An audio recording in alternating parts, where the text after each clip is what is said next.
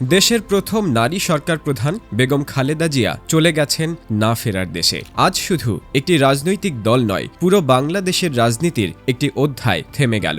এই মানুষটার জীবন কেন শুধু রাজনীতি ছিল না, সেটাই আজ সবাই জানতে চায়। বাংলাদেশের সাবেক প্রধানমন্ত্রী ও বিএনপির চেয়ারপারসন বেগম খালেদা জিয়া দীর্ঘদিন অসুস্থ থাকার পর আজ চিরনিদ্রায় শায়িত হয়েছেন। মৃত্যুকালে তার বয়স হয়েছিল প্রায় ৮০ বছর। তার মৃত্যু মানে শুধু একজন সাবেক প্রধানমন্ত্রীর বিদায় নয়, এটি বাংলাদেশের ইতিহাসের এক গুরুত্বপূর্ণ অধ্যায়ের সমাপ্তি। টেকনাফ থেকে তেঁতুলিয়া পর্যন্ত আজ শোকের আবহ। কোটি কোটি মানুষ তাদের পরিচিত এক নামকে হারালো। একসময় বেগম খালেদা জিয়া ছিলেন একজন সাধারণ গৃহবধূ। রাজনীতির সঙ্গে তার কোনো সরাসরি সম্পর্ক ছিল না, কিন্তু ১৯৮১ সালে তার স্বামী সাবেক রাষ্ট্রপতি শহীদ জিয়াউর রহমান নির্মমভাবে নিহত হওয়ার পর তার জীবন পুরোপুরি বদলে যায়। স্বামী হারানোর শোক, ২ সন্তানকে আগলে রাখা আর ভেঙে পড়া একটি দলের দায়িত্ব, সবকিছু একসঙ্গে এসে পড়ে তার কাঁধে। অনেকে তখন ভেবেছিলেন তিনি হয়তো বেশি দিন রাজনীতিতে টিকতে পারবেন না, কিন্তু সময়ের সঙ্গে সঙ্গে তিনি নিজেকে প্রমাণ করেন। ধীরে ধীরে তিনি বিএনপির নেতৃত্ব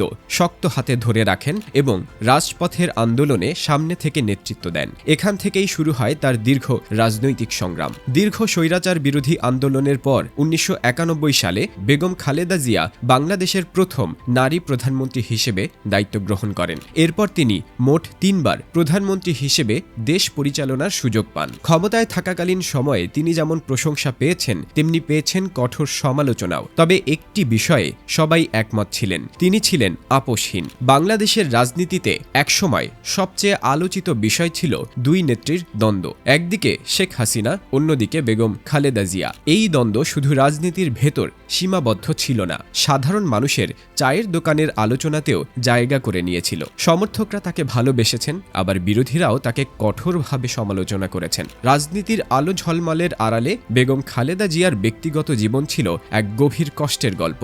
স্বামী হারানোর পর তার জীবনের একমাত্র ভরসা ছিল ২ ছেলে, তারেক রহমান ও আরাফাত রহমান কোকো। কিন্তু নিয়তি এখানেও তাকে ছাড় দেয়নি। ছোট ছেলে কোকো অকালেই মারা যান, আর বড় ছেলে তারেক রহমান দীর্ঘদিন ধরে প্রবাসে অবস্থান করেছিলেন। জীবনের শেষ ভাগে এসে তিনি ছিলেন অনেকটাই একাকী। একদিকে পরিবার থেকে দূরে থাকা, অন্যদিকে রাজনৈতিক চাপ আর নানা জটিল রোগ, সব মিলিয়ে তার দিনগুলো সহজ ছিল না। তবুও তিনি কখনো প্রকাশ্যে দুর্বলতা দেখাননি। বেশ কয়েক বছর ধরে বেগম খালেদা জিয়া ভুগছিলেন নানা জটিল শারীরিক সমস্যায়। হাসপাতাল আর বাসার মধ্যে কেটেছে তার বেশিরভাগ সময়। শারীরিকভাবে তিনি দুর্বল হয়ে পড়লেও মানসিকভাবে ছিলেন দৃঢ়। একজন নিঃসঙ্গ সৈনিকের মতোই তিনি নিজের লড়াই চালিয়ে গেছেন। রাজনৈতিক মামলার কারণে একসময় তাকে কারাগারেও যেতে হয়। এই সময়টা ছিল তার জীবনের সবচেয়ে কঠিন অধ্যায়গুলোর একটি। সমর্থকরা এটিকে রাজনৈতিক প্রতিহিংসা বললেও বিরোধীদের বক্তব্য ছিল এটি আইনের বিষয়। যাই হোক, ক্ষমতার মসনদ থেকে কারাগারের নির্জন কক্ষে জীবনের এই উত্থান পতন খুব কম মানুষই দেখেছেন।